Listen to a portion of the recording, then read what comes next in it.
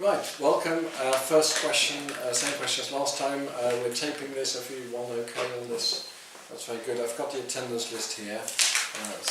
One or two people may come, may arrive late, but that's fine. So today we want to look at two thinkers who are probably much more difficult to understand than Freud, whom we looked at 2 weeks ago. The topic for today is hermeneutics, and we want to look at the two most important hermeneuticians of the 20th century. The first there, top right, Hans-Georg Gadamer, born 1900, died 2002.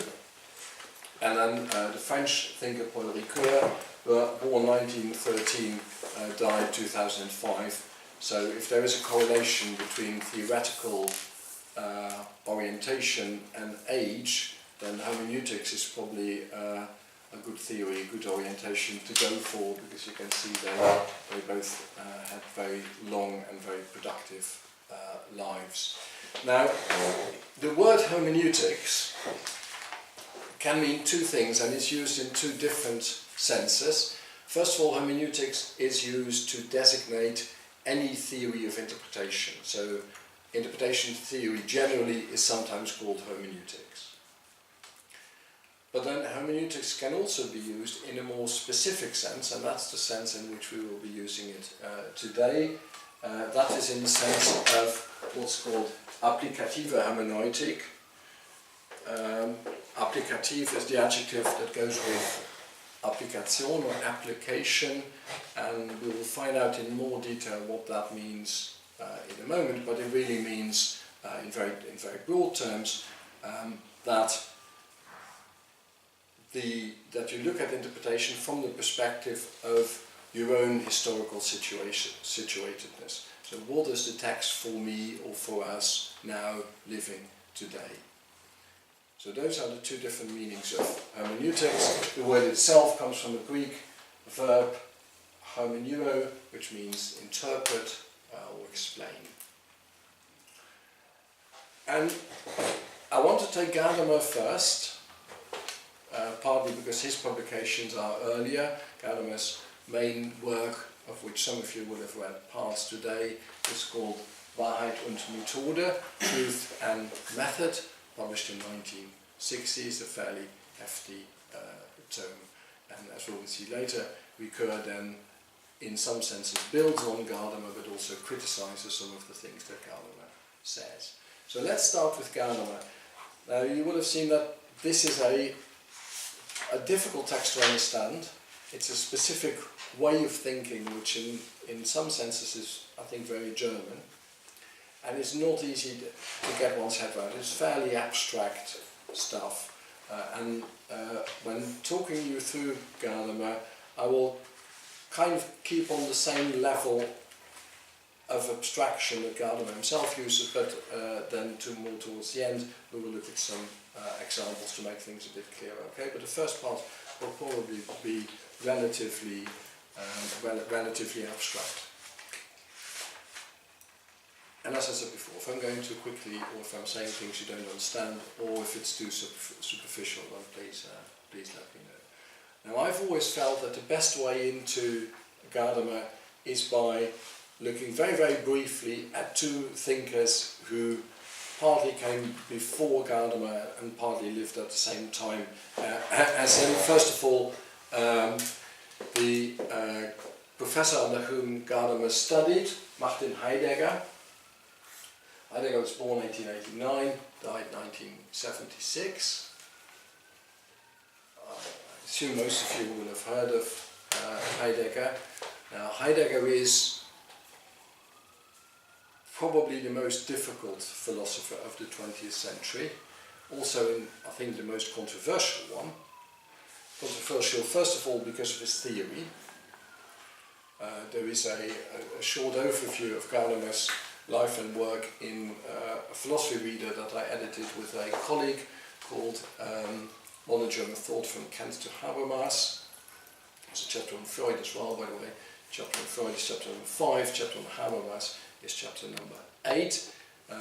and there you will find an explanation of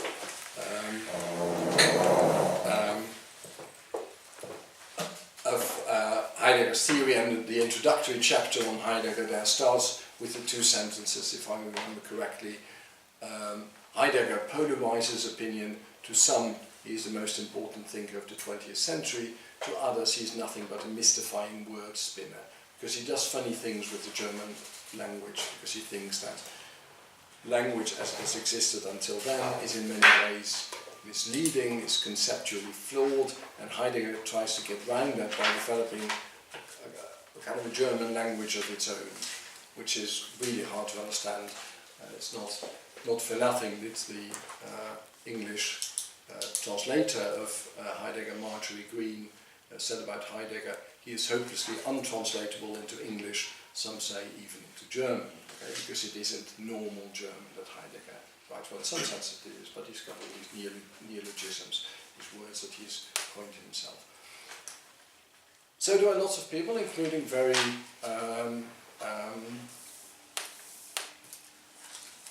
very famous and respectable philosophers who have said that Heidegger isn't a philosopher one can take seriously. So the British philosopher H.J. Ayer, for example, in an overview of 20th century philosophy, says literally Heidegger is quote-unquote a charlatan. Okay? I don't think that's true, but he is very controversial. The other reason that Heidegger is very controversial is because of a number of very concrete, real-world decisions that he took in the 1930s. Because Heidegger in 1933, when the Nazis came to power, Heidegger, who had been flirting with National Socialism for a while, then became a Nazi party member, and also assumed the vice-chancellorship, the rectorate of the university at which he was teaching, the University of Freiburg. So this is just after the Nazis had come to power, and then the Nazis tried to Nazify the entire society as a whole, including the entire university system, and Heidegger is what was at the forefront of that attempt at Nazification. He didn't stay in that position for very long. After about a little over a year, he resigned as Vice-Chancellor, because there were also many things about the Nazi ideology that he didn't agree with. But he remained a Nazi party member all his life, and therefore there have been various discussions about the question to what extent, first of all, was Heidegger personally involved in Nazism, and to what extent did he remain a convincing National Socialist even after he had stepped down as Vice-Chancellor of the university. So this is about Heidegger's personal views. To what extent was Heidegger a Nazi or an anti-Semite? But then, of course, also the question, to what extent does this detract from, or perhaps even invalidate, his philosophy? So in the 1980s there was a book that very quickly became very famous, a book by the Chilean philosopher Victor Farias, called in English translation called Heidegger and Nazism, in which Farias for the first time gave a very precise overview of the various ways in which Heidegger had been personally involved in National Socialism, and to what extent some of that had also found its way into his philosophy. Then not too long ago, in 2005, a French philosopher, Emmanuel Fay, published a book called Heidegger, l'introduction du nazisme dans la philosophie, Heidegger, the introduction of Nazism into philosophy, in which Fay argues, very controversially, that it's not just Heidegger the person, the man who for a while flirted with National Socialism, but actually his whole philosophy is permeated by certain National Socialist concepts or ways of thinking. And that discussion, I'm saying this, it's partly to do with hermeneutics, but partly also I think this is something that one should know, because Heidegger is, as I say, the most famous philosopher of the 20th century. This discussion then restarted in 2014, because then they started publishing Heidegger's so-called Schwarze Hefte, the black notebooks, which are kind of like philosophical diaries, although they're more philosophical deliberations than diaries, that Heidegger wrote between 1931 and 1975. And these black notebooks show that even after the Second World War, Heidegger held on to a number of highly problematical, to put it mildly, ideas about Jews and Jewish ways of thinking, Jewish ways of acting. So statements that it is very hard, I think, to see as anything else than a certain form of anti-Semitism. Okay. Now, be that as it may, as I say, Heidegger, whatever you think of him as a person, whatever you think of his philosophy, he was enormously influential. He still is enormously influential. The author, thinker and author that took probably most from Heidegger is the French philosopher Jean-Paul Sartre. Heidegger's book, Heidegger's main book, his magnum opus is called Sein und Zeit, Being and Time, published in 1927. And Jean-Paul Sartre, in what's another philosopher has called a brilliant misreading, a brilliant misunderstanding of Heidegger, Jean-Paul Sartre developed his own philosophy,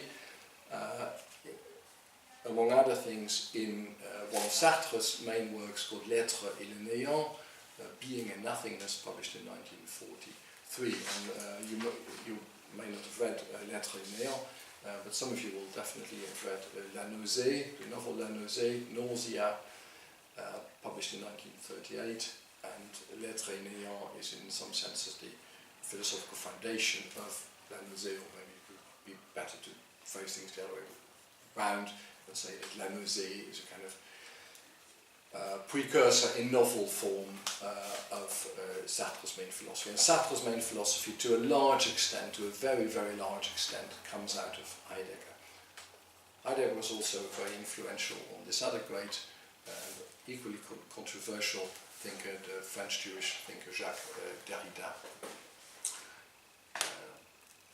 Derrida, I think, was born in 1930 and died in 2002. I don't think I wrote it down. No.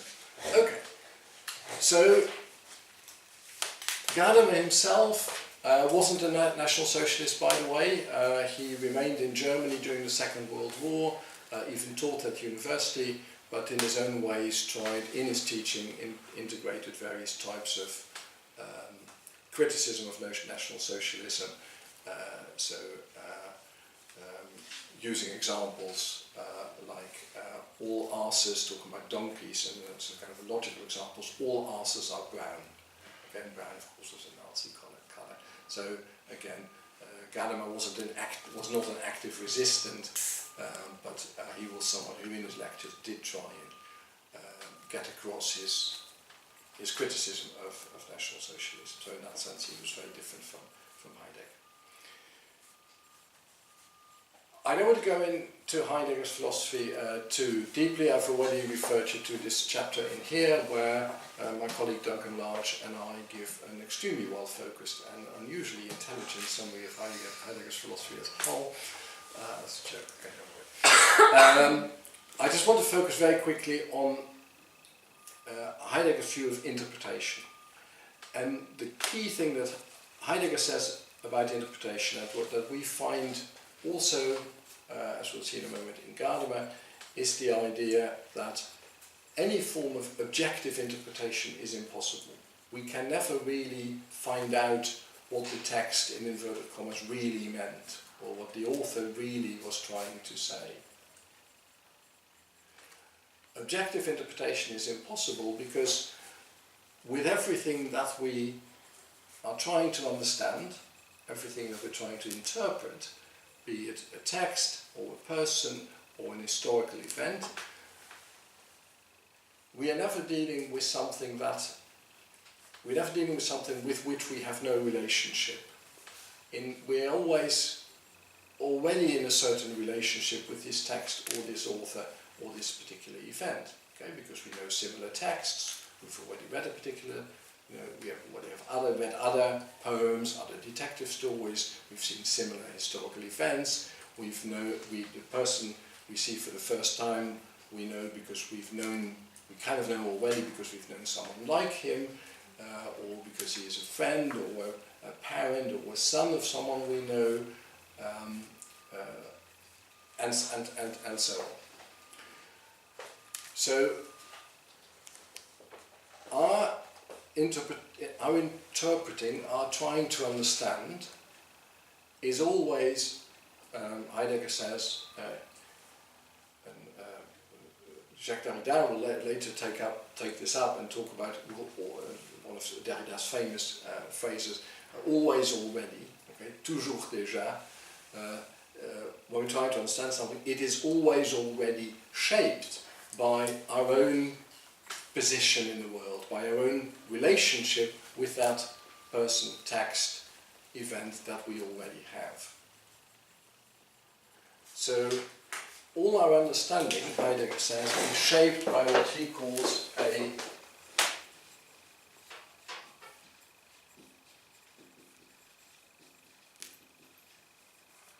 Vorverständnis. I've got to use the German terms here because quite a few secondary literature, lots of secondary literature does this as well, because again, as I said earlier, in many ways this is a very German way of thinking. So Vorverständnis means something like pre-understanding. For obviously meaning pre. So this is a kind of pre-reflective understanding of the things, the persons, the events, the texts that we then try and grasp conceptually. But this pre-reflective understanding, this is all the preconceptions and prejudices that we have, and that we can't sort of unthink. Okay, they are, because they determine what Heidegger calls our being in the world, our in der Welt sein.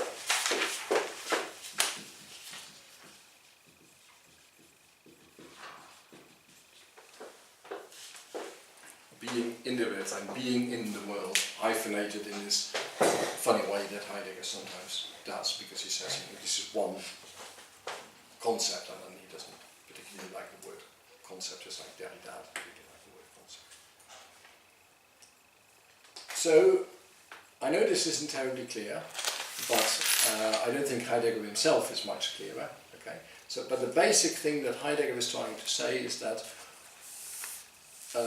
interpretation is never a presuppositionless apprehending of something external to us, of something outside of us. There is no understanding which is without these presuppositions, without these prejudices. And if we try and unthink these prejudices, then in many ways, through science, for example, then in many ways we end up with a kind of understanding which is very artificial, which is abstracted from real life.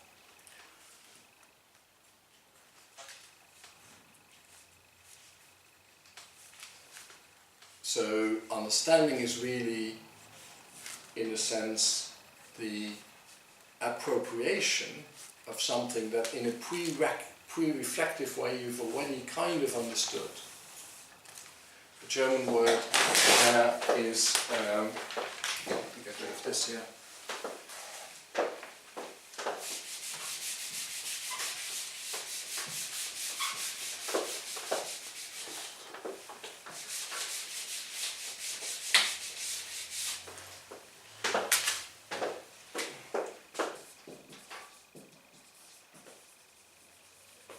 The German word is Aneignung, the English word is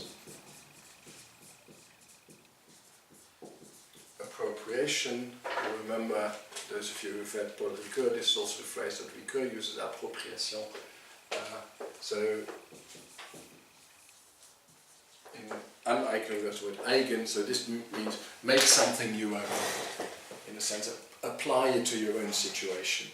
And Heidegger's point is that when we are interpreting something, when we're reading something, we are automatically, this is not something that we can do anything about, we are making it our own. We are making more explicit a kind of pre-reflective understanding that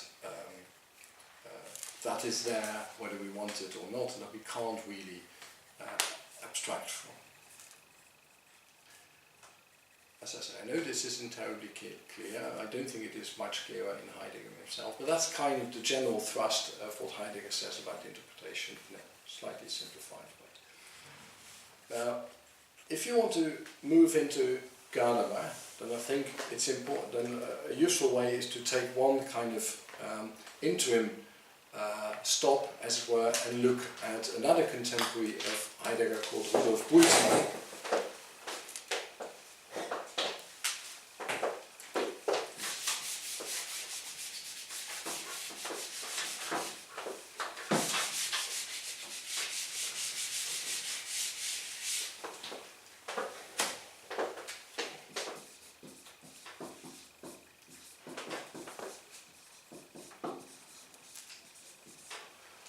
Bultmann was a theologian,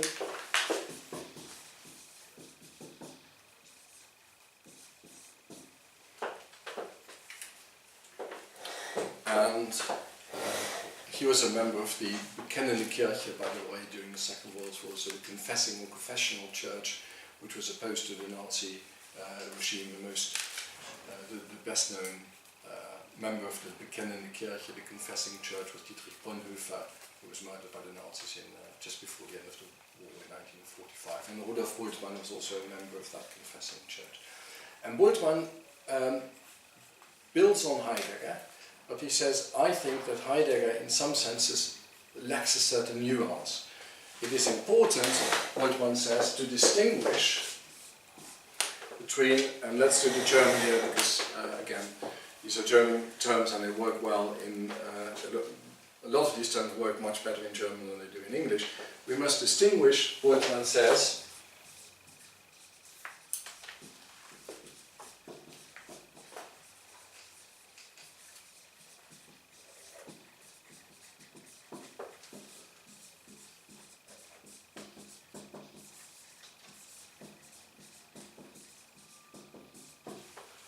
between Voraussetzungslosigkeit and Vorurteilsfreiheit.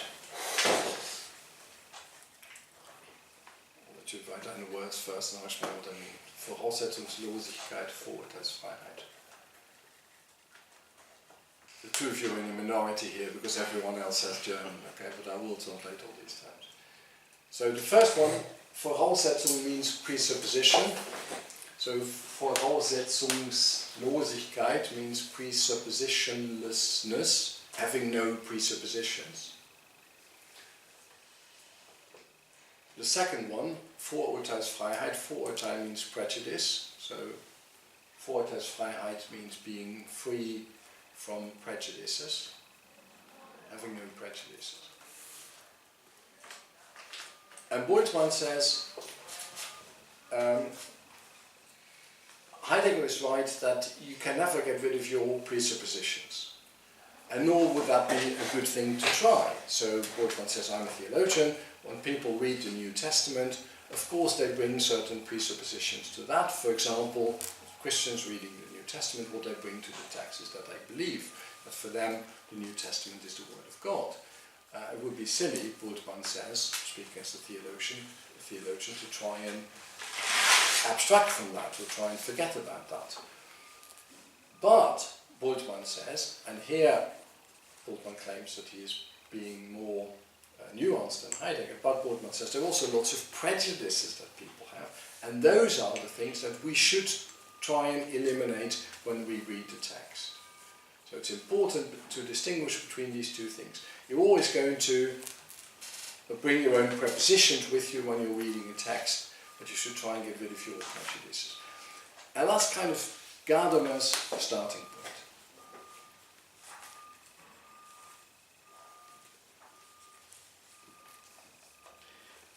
Gadamer says two things about this. First, Gadamer says it isn't really possible to distinguish between presuppositions and prejudices. This is a kind of a fake distinction or a very problematical distinction. And why Gadamer says that we'll see in a moment. But Gadamer also says what is problematic about what Bultmann puts forward is this idea that prejudices are such a bad thing. We think that they are, Gadamer says, but actually if we reflect on this, and let's reflect on this, Gadamer says, we will see that in actual fact prejudices are in many ways a good thing. And this is where I think where your text, the text that we read for today, the bits from Beide und Methode, Truth and Method, start. And the first question that Gadamer there asks is, okay, so where does this negative connotation of prejudice, of the concept of prejudice, come from, historically speaking? And what's the answer that Gadamer gives? What is the historical period which gave prejudice a bad name? The Enlightenment, that's right. So the Enlightenment, the 18th century, also called the Age of Reason, with people like in England, or Britain, John Locke, David Hume. In France, you've got Voltaire, the writers of Rousseau, Diderot, d'Alembert. In Germany, you've got people like Leibniz, Immanuel Kant, the writer Lessing, and so on. And the Enlightenment, Gadamer says, distinguish between two types of prejudice.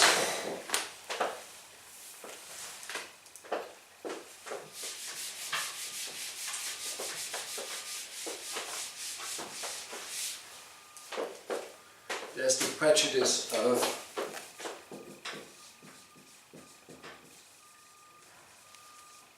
Übereilung, which means something like over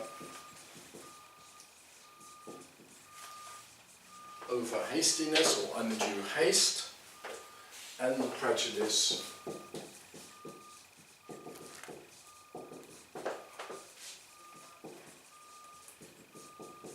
of Autorität or authority.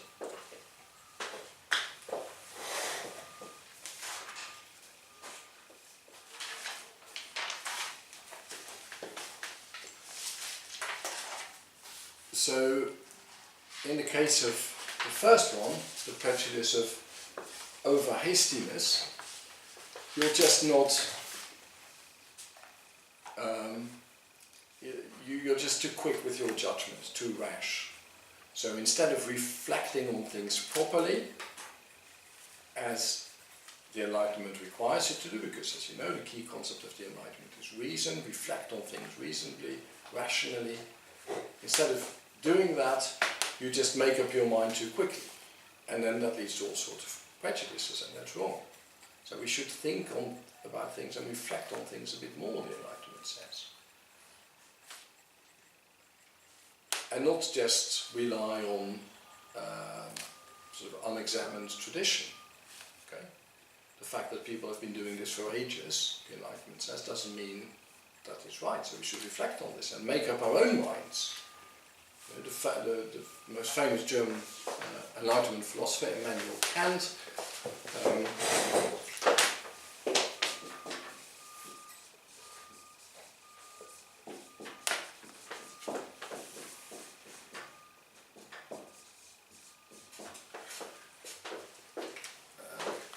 wrote a very famous text in 1785, I think, called What is Enlightenment? Was ist Aufklärung? And the first famous sentences of this describe what is enlightenment. Enlightenment is your ability, is man's ability to use his reason independently, without relying on tradition or what the Pope says or the King says, and so on. And that brings us to the second prejudice, the prejudice of authority, which is that you just take over what authority figures say. You do something because this is what your king thinks it's the right thing to do, or the Pope thinks it's the right thing to do, and so on. So, Enlightenment thinkers say what we should do is we should drag everything before the judgment seat of reason and reflect on these things and make up our own minds and not rely on tradition, authority figures, what have you. And what's the criticism that Gadamer makes of that? What is it that Enlightenment thinkers overlook when they make that argument? So in a certain sense, authority is established also through an act of reason itself. So to become an authority also means asserting something, which again requires defence or explanation. So how, say a little bit more about that, how does that work then? So an established authority, while open to critical judgment, will itself have been based on, in some form, on an act of reason in the past. I'm trying to think of a good example. But yeah, so the ideas that are passed on, I think that the other concept is überlieferung.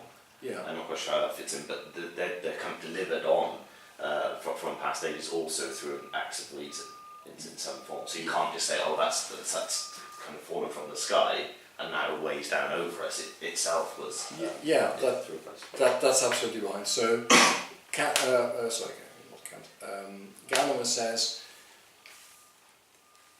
we aren't in a position, as human beings, we aren't in a position to critically examine everything.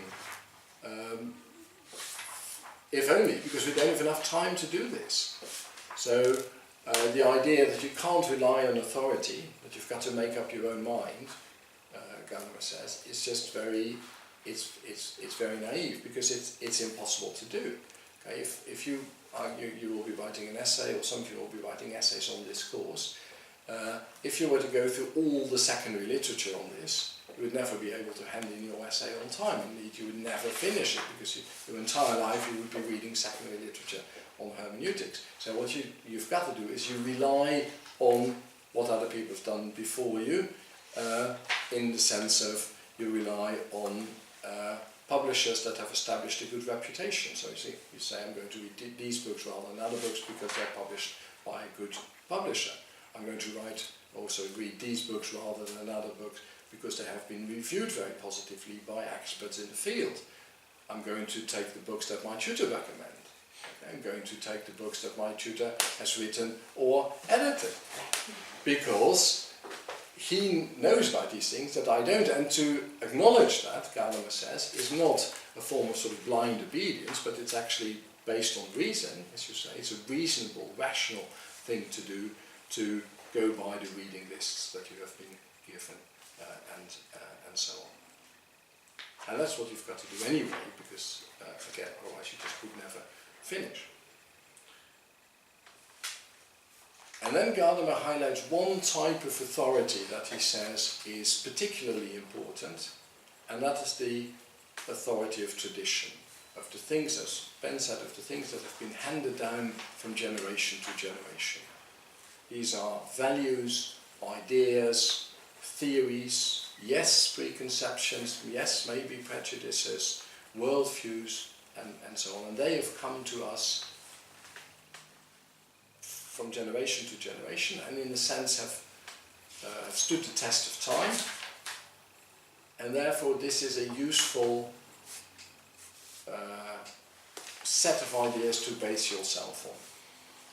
Now, you can't unthink it anyway, Gadamer says. Okay, so we cannot pretend that we are not the products of our own history, of our own society. Okay, we cannot pretend that we are people who live in the 18th century, because we don't. We know about computers, we know about mobile phones, we know about the Second World War, we know about the First World War, and so on. All that stuff is part of our experience, is part of our horizon, the horizon of things that we know. And to pretend that we can somehow forget about that and pretend that we are what we are not, Gadamer says, is naive. So it's impossible even if we tried. And precisely because it is impossible, we shouldn't even try. What we should accept is that when we're dealing with interpretation of texts, of historical events, or of people, we are always already, to use the Derrida phrase, goes back to Heidegger, we are always already always already doing that from the perspective of our own life world, our own historical context, our own historical situatedness or embeddedness.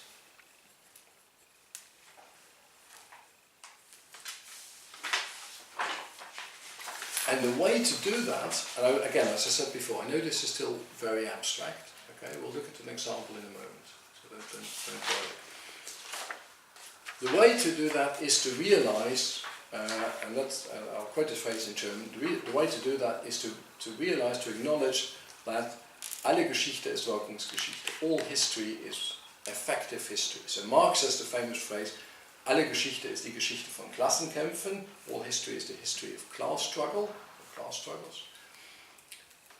And Gadamer says,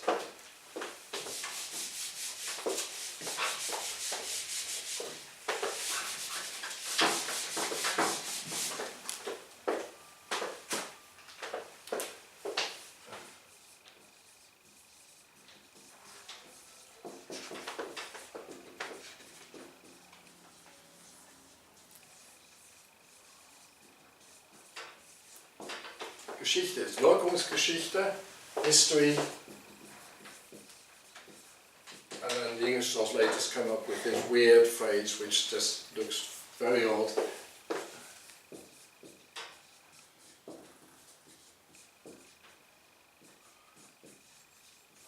Effective history with a hyphen.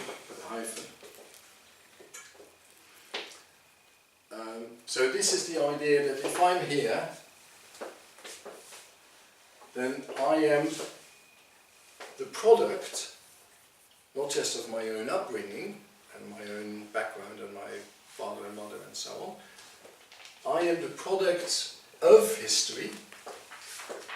That means that I'm the product of all the effects of history, including the effects of the object that I am studying. So if I study the history of the Cold War, I am also a product of the Cold War. In a sense, even if I'm studying the Middle Ages, I'm still also a product of the Middle Ages because industrial society, because the post-industrial society that we're in now comes out of the industrial society comes out agrarian feudal society, and that's medieval society. Okay, and that comes out of classical antiquity, and so on. So we are always the products of history, including the product of the texts and events and people that we are studying. Okay, so what we are studying, without our knowing this, has always already had an effect on us, because we are shaped by it. You belong to it, doesn't it? Yeah, that's right. There's the very famous phrase, in Wahrheit gehören wir nicht der Geschichte an, in Wahrheit gehört die Geschichte nicht uns, sondern wir gehören der Geschichte. In truth, it's not history that belongs to us, but we belong to history. So it's like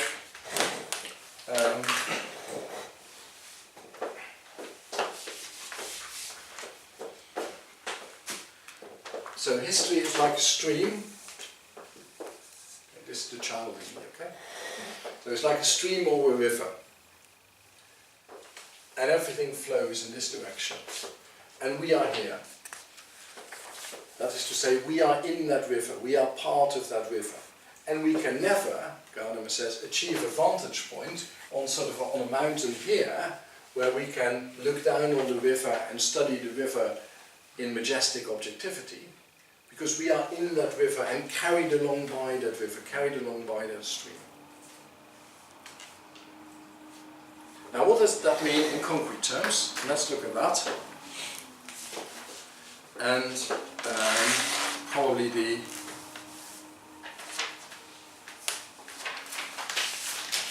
best way to do that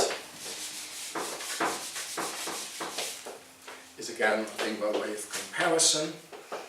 So let's go back to Romanticism, and Gadamer mentions this as well.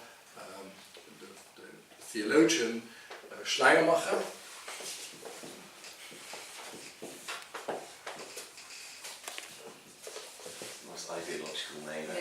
Okay,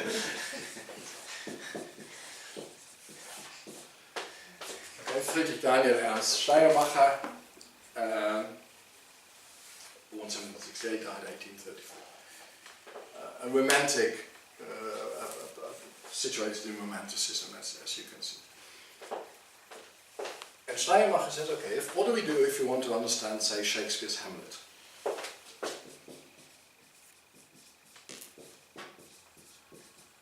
Written in 1604.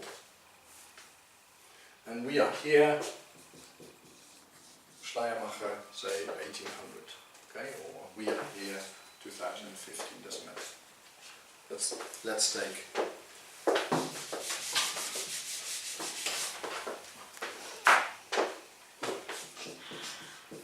let's say 2015. Now, Schleiermacher argues, and this, as you will see in a moment, is a contrast to Gadamer. Schleiermacher argues that in order to understand Hamlet, we've got to abstract from our own situation and get, as it were, into Shakespeare's mind when he was writing Hamlet, and get as close to Shakespeare as we can get. And he uses the word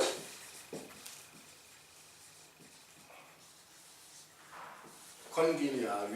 We must become congenial with Shakespeare. Congenial, it's not the English word congenial, as in miscongeniality, the 2000 film with Sandra Bullock, where congenial means something like pleasurable, agreeable, sympathetic, and so on. Congenial means co-genius, as it were. So we must transport ourselves back in time into the genius of Shakespeare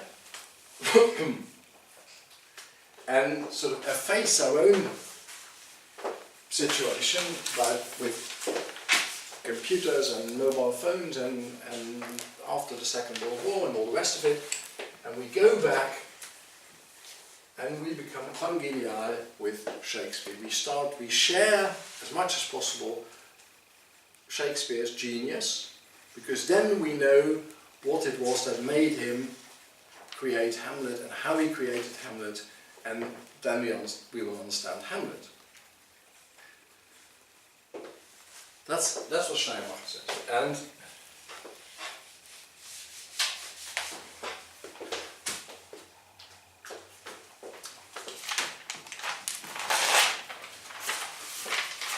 Gadamer says that is absolutely impossible. So it's impossible, and therefore we shouldn't even try. Because between us now in 2015 and Hamlet in 1604, there is the tradition, and this tradition has shaped us, and we cannot unthink that tradition. So when we are reading Hamlet, we are products of that history. We are subject to the effects of that history, including the effects that Hamlet has had. What on earth does that mean in concrete terms? So what would be an example of how Hamlet has shaped us?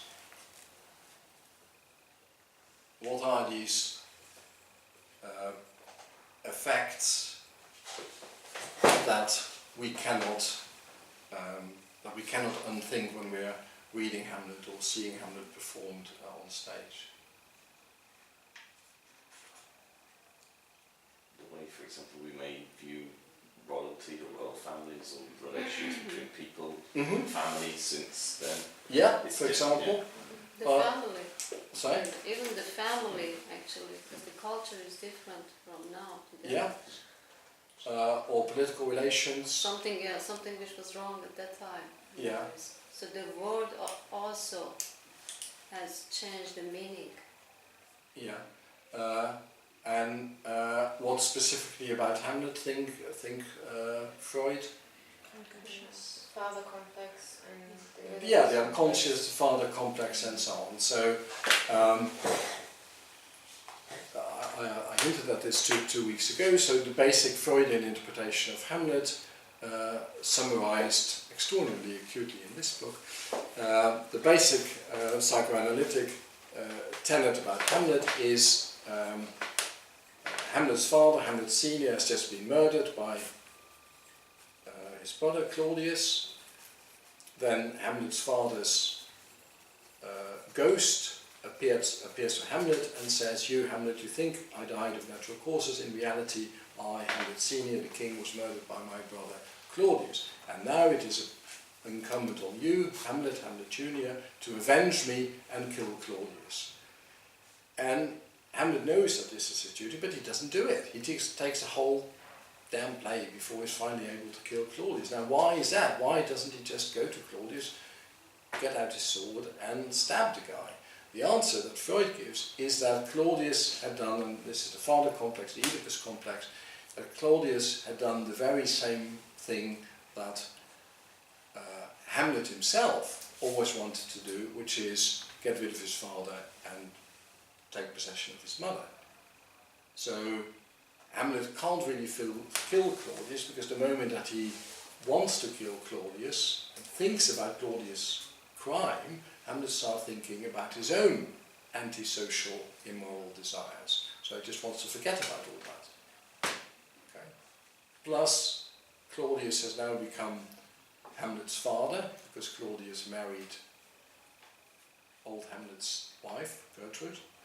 So if Hamlet were to kill Claudius, he would do both the thing that he most desires, which is to kill the father, and the thing that he most abhors, because it is immoral and antisocial.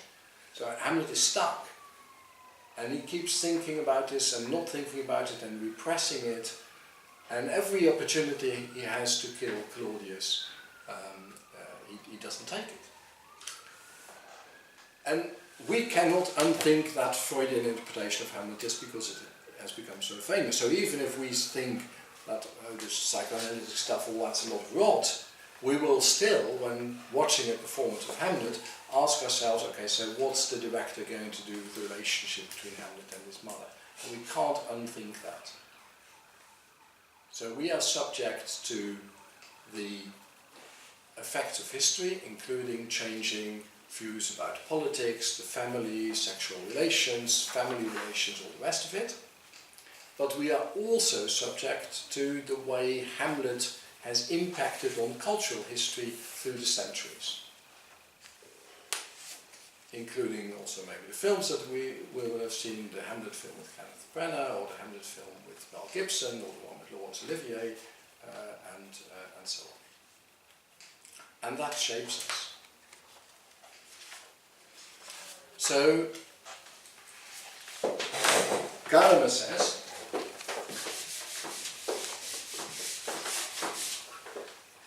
and remember that Gadamer was writing in 1960, so well before post-colonialism, well before post-structuralism, even before structuralism, okay, because structuralism really only got going in the 1960s, and I When We Told the Truth and Method was published in 1960.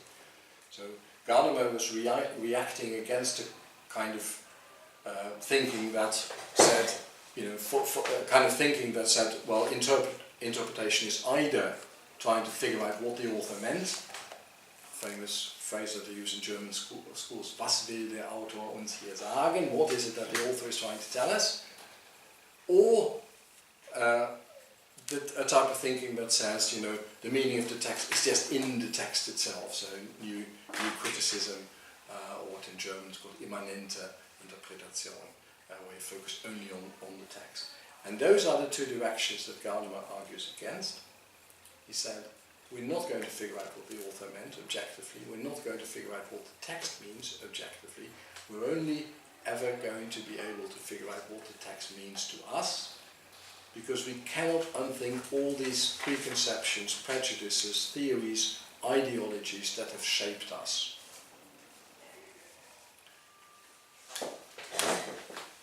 Which then leads to kind of a double thesis about interpretation. First of all,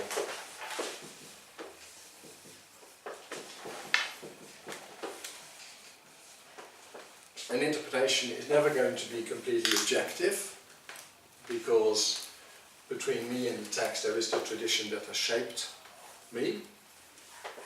So interpretation cannot be completely objective.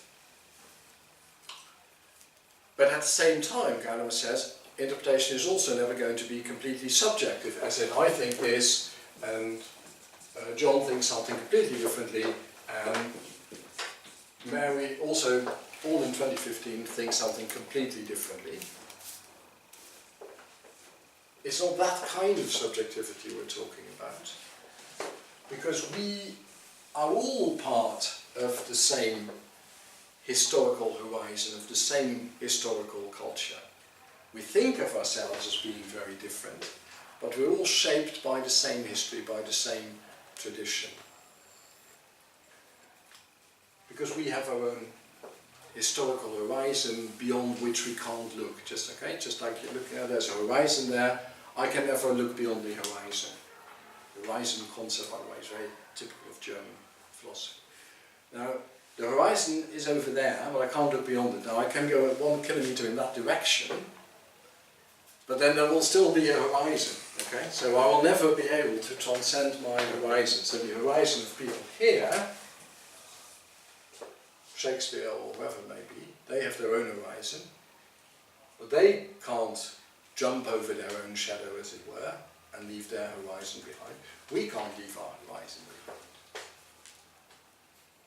And Gadamer says, well, actually, putting things like this is a bit misleading, because this seems to suggest that there are two completely different horizons, two completely different traditions. But in reality, we are all part, Shakespeare and us, we're all part of the same tradition, a tradition that started before Shakespeare and will continue after we are no longer there. So, although that tradition is moving forwards, so that here, Shakespeare, 1604, Hamlet, and us, here, 2015, it's the tradition isn't the same, tradition has changed, it is still the same tradition. It's still one and the same tradition that moves forward. So that we also, in a sense, only just have one historical horizon which keeps moving forward. Just like the stream or the river that we are in. And that's why Gadamer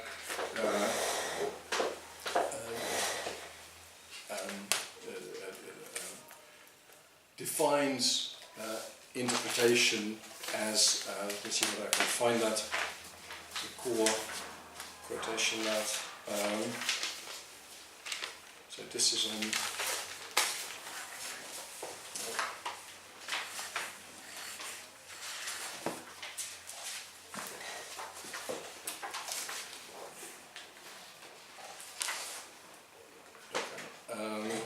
just have a look. I'll read to you in German first. Es gibt so wenig einen Gegenwartshorizont für sich, wie es historische Horizonte gibt, die man zu gewinnen hätte. Vielmehr ist Verstehen immer der Vorgang der Verschmelzung zweier vermeintlich für sich seiender Horizonte. So, he says, there is not an isolated horizon of the past, and there isn't an isolated horizon of the present, but rather interpretation is the fusion of horizons that seem to exist for themselves, but that in reality are one horizon.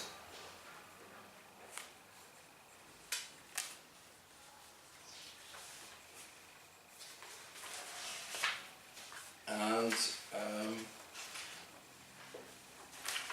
that is why, and I'm coming back to the key quotation that Ben mentioned, that is why, although we think of ourselves as completely individual, with our own idiosyncrasies, and I'm different from Ben, different, and so on, actually, those differences seem to be, when looked at from a distance, seem to be much less important than the similarities. Okay, so if we take the 1960s, so in the 1960s, I'm sure all these people in the 1960s, just like we do, they thought of themselves as individuals, they dressed in an individual way, they didn't think that they were dressed like other people, they had their own conceptions, they had discussions, they disagreed with each other, they had different types of politics. Okay, one person liked this type of music, another person liked another type of music, so they were all thinking of themselves as completely different. But of course we, now looking back to them, we all think, you know, all of them, that's so 60s, all of that music, so 60s, all of these clothes, so 60s, all of that type of content, so 60s. And Gadamer says that the step that we must take is that we then apply that not only to the 60s or the 80s, but also to our own time, because we always seem to make an exception for our own time. But we are part, even now, we are part of history. And there's this famous quotation that I want to just read to you. This kind of summary of what Gadamer says. I'll read you in German first. In Wahrheit gehört die Geschichte nicht uns, sondern wir gehören ihr. Lange bevor wir uns in der Rückbesinnung selber verstehen, verstehen wir uns auf selbstverständliche Weise in Familie, Gesellschaft und Staat, in denen wir leben. Der Fokus der Subjektivität ist ein Zerrspiegel. Die Selbstbesinnung des Individuums ist nur ein Flackern im geschlossenen Stromkreis des geschichtlichen Lebens. Darum sind die Vorurteile des Einzelnen weit mehr als seine Urteile die geschichtliche Wirklichkeit seines Seins. History does not belong to us, but we belong to history. Long before we understand ourselves through the process of self-examination, critically, rationally, we understand ourselves in a self-evident way in the family, society and state in which we live. This is Heidegger's pre-reflective understanding. The focus of subjectivity is a distorting mirror. The self-awareness of the individual is only a flickering in the closed circuits of historical life. That is why the prejudices of the individual, far more than his judgments, constitute the historical reality of his being. So we are far more our prejudices than we are our independent judgments. In the 1960s they all thought they were completely unique and independent and not like the others, and we looking back, we look at all these people, all these ideas and say, well, they're all kind of 60s, aren't they? And in 30 years' time, that's how people will look at us. And that, Gadamer says, is something we must first of all acknowledge and not stick our heads in the sand and pretend that it's not the case. We must acknowledge it, but also try and make it fruitful for historical understanding, so that when we interpret something, we have all these prejudices and preconceptions with us. That then will lead to some sort of clash with the text, because the text is such a long time ago and things have changed. But it is precisely within that clash that we can then literally broaden our horizon and make our own what was in the past and learn from it, so that it becomes part of us. Okay, so that's Gadamerian hermeneutics, fairly abstract, also not really a very clear method of interpreting. Okay, so if you ask him, so what does that mean in concrete terms, that's pretty hard to answer. But before we take a break, after which we will move on to liqueur, I do want to take a 5-minute break because I know there's a lot to take in. Let's look at some of the problems with Gadamer's hermeneutics, because I think this is a theory which is in many ways highly problematical, as I suppose all theories are. So let's look at the concept of tradition first, which is so central, the central concept in Gadamer's hermeneutics. What is problematical about that concept of tradition, you think? Well, you cannot overcome it, can you? So it's the thing that he centers tradition, or he builds up structure of tradition in such a way that makes it impossible for the individuals to become independent from tradition, which is very dogmatic, I think, for example. Because what modern thought has always been trying is to overcome tradition and to not be dogmatic and to falsify and to look beyond. But Gadamer's sort of taking a step back and saying, let's start with the tradition, because that's where things happen. So yeah, Let's look first of all, that's a good point, let's come back to that. Let's look first of all, so when Gadamer says tradition, what is the kind of tradition he's thinking of? Because I think that's probably the place to start to take this apart a little bit. Whose tradition? I think tradition is somehow Gedankengut. Mm-hmm. I don't know how to say it in English. Yeah, no. Thoughts that are somehow inherited Yeah. by former thoughts. From handed down from Yeah. generation to generation. Sort of also the environment, I guess. So you're in der Welt sein is you as an individual are passive to your in der Welt sein, which means that you're helpless against this tradition. Yeah, so what kind of people are part of this tradition? And at the same time, what kind of people are maybe not part of this tradition? Think Hamlet, think Shakespeare, think Freud.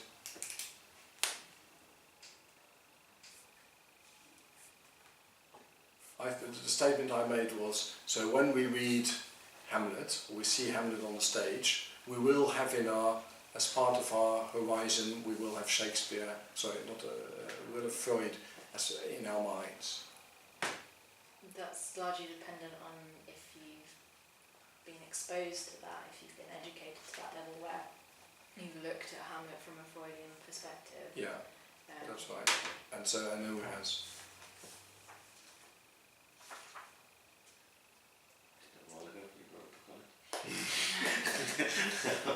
So the tradition, to put it critically, the tradition that Gadamer is thinking of is educated people.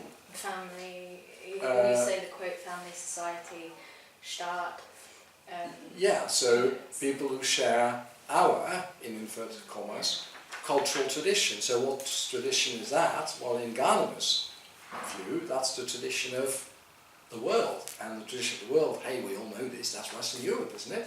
So we are talking here about a tradition which is, I'm overstating it slightly and being a little bit unfair on Gadamer, but basically well-educated, white, middle-class, Western European people, very much like Gadamer. If you've never heard of Hamlet, because you never went to school, you're not going to have this as part of your, you still might go to theatre, but you might never have read Freud, okay? If you don't have English, or another language, German, Japanese, whatever it is. So I mean, if we're going to see a Japanese play, what are we going to understand? I mean, I don't know which of you speaks Japanese, I don't, so I'm going to see the play, I will know, I won't understand anything, because I don't know the language, because I don't understand that tradition, and so on. But Gadamer just, claims that his hermeneutics is kind of universal, but of course actually it's premised on a prejudice that was around when Gadamer was writing, which is that culture and history really belongs to the educated, it would be unfair to say white, I suppose, but certainly the educated Western European. But that's kind of typical for hermeneutics, isn't it?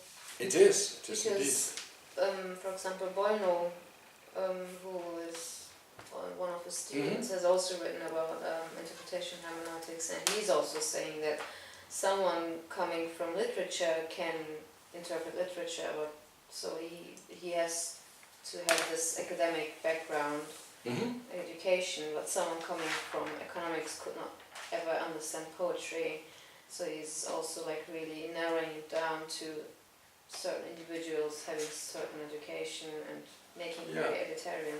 Yeah, therefore. Absolutely. And one more thing, because we've got two things for today, and I want to have time for Ricoeur as well.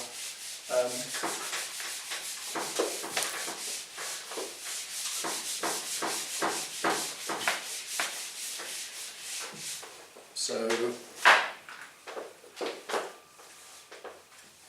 we've got tradition. Now this is the tradition of history, which we find out through history books. This is the tradition of literary history, which we find out about through literary histories, the canon, okay, the great works of art. So when we read T.S. Eliot, we then can only understand T.S. Eliot when we know about Shakespeare and all the other authors and thinkers that Eliot has in his mind, including thinkers like Oswald Spengler. But also the other way around, if we read Shakespeare, we also read Shakespeare through the perspective of our knowledge of T.S. Eliot. That's what Gadamer says. So all this knowledge is in literary histories, is in the canon of literature. And how is that problematical? Think Marxism. Yeah, because the history is written by the victors, as the old expression has it, right? So there's all sorts of historical narratives that have been around for a long time, including maybe some of the ones that swallowed up here, in a sense, but at odds with the documentary evidence or whatever. So there are historical narratives and traditions that are completely out of step with what happened. That's right, that get sidelined, marginalised, repressed because of existing social power relations.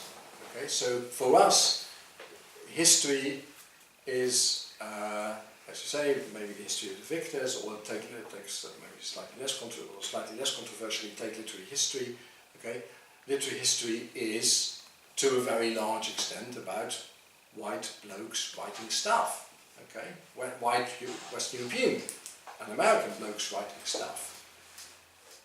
You know, there were women writers as well, but hey, they don't really count, do they? And they don't really count, they don't really enter into the tradition because of the discriminatory power relations that were at play, have been at play for a very, very long time. Same about queer literature, black literature, and so on. All of this stuff was because of the, again, discriminatory, racist, homophobic, and so on way that societies operated, had been operating for a long time.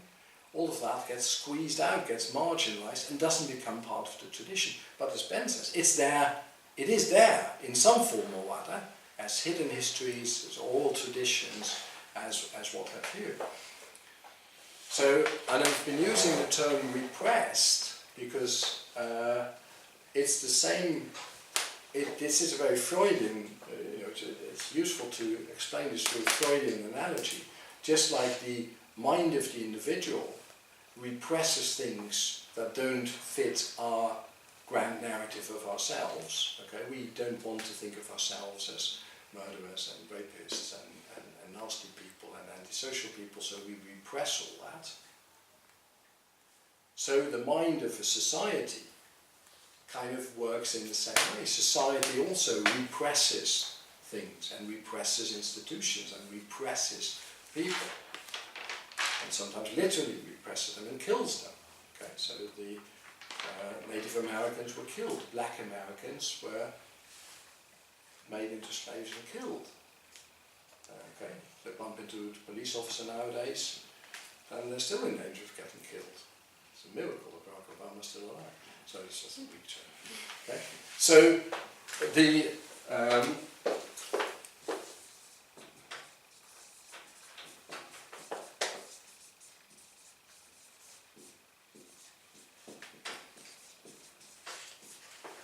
neo-Marxist philosopher Jürgen Habermas, one of the very few, also the only one of that generation who's still alive, born 1929, still going strong.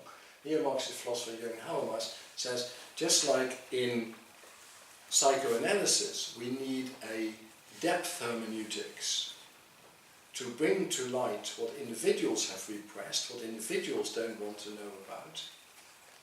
When it comes to interpretation of texts, and interpretation of events, and interpretations of history, we also need a depth, we need a depth, not a depth psychology, but a depth hermeneutics.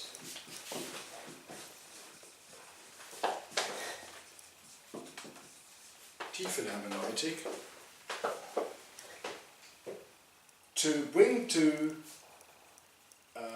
mind what society has, to a very large unconsciously, without being aware of it, what society has been repressing, has been marginalizing. And Gadamer's hermeneutics Habermas says, is premised on the idea of the openness of meaning, the availability, the accessibility of meaning. And the meaning is in histories, literary histories, the canon, and so on. But what we then don't see, Habermas says, is the stuff that's going on behind the surface. All the stuff that was repressed and marginalized and wiped out, sometimes literally, and eliminated, and because of discrimination, homophobia, racism, whatever it might be. And only when we apply this tiefen hermeneutics, this depth hermeneutics, will we be able to engage with that tradition in, as you were saying, in a critical way. Because otherwise, Gadamer says, we're stuck with tradition and we can never develop beyond it. And we can never take a reflective position towards it. And the whole endeavour, surely, says how was it you're saying, the whole endeavour of thought should surely be to try and get a critical perspective on ourselves and history and tradition. And the only way we can do that is by going beyond tradition and below tradition, as it were, and bring to the surface, bring into awareness all the things that society doesn't want to know about. And that's why stuff like gay studies, black studies, women's studies and so on are entirely in the line of what Habermas is saying, but pretty much the opposite, probably, of what Gadamer is saying. Okay, that's the hour, 1/4 This gives us half an hour to do the recur, but we can do the recur much more quickly. Okay, shall we take a 5-minute break, because I know it's a lot to take in. And can you switch off the camera, please?